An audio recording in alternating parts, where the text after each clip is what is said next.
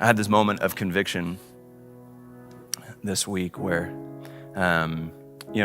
my family and I's big thing has been trying to neighbor really well, trying to be a really good neighbor and bless those people whom God has placed around us, and we've done that, and it's been a really great blessing. But then it's also a little difficult because we made really good connections with the family to our south, and we had dinner with them, and we would talk with them, we would pray with them, and we just made really strong connections. And then that family moved, and we were really sad about that, and another family came in.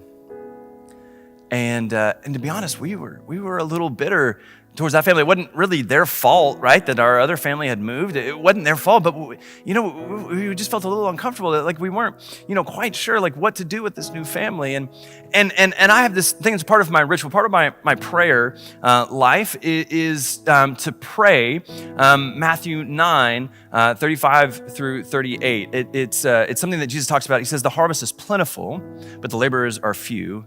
Therefore, ask the Lord of the harvest to send out laborers into his harvest." And this has been a prayer that I've been praying now for a couple of years, and it's a prayer about people who need a church community, people who need hope, that we would that God would point to us, people who are ready to reach out to people who need a church community. And I've been praying that prayer for 2 years, and I had this moment.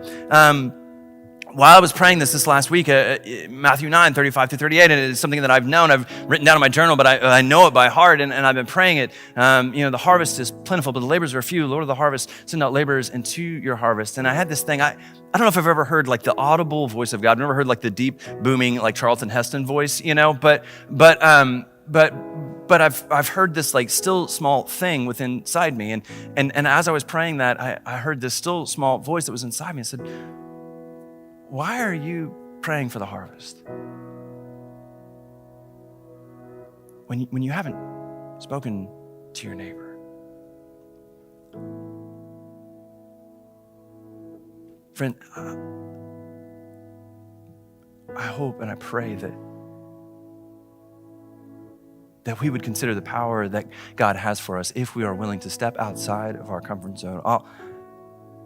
My goal this week is to reach out to that neighbor, just to say hi, just to tell them that who they live next to tell them that they are welcome here in this neighborhood, that we are so glad that they are our neighbors. And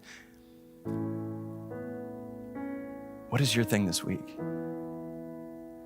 What is that thing that God has raised in your mind? What is that thing that even as we've been talking about, like the next thing that might make you uncomfortable, you've been like, oh man, I hope it's not that. I have a feeling that it might be that.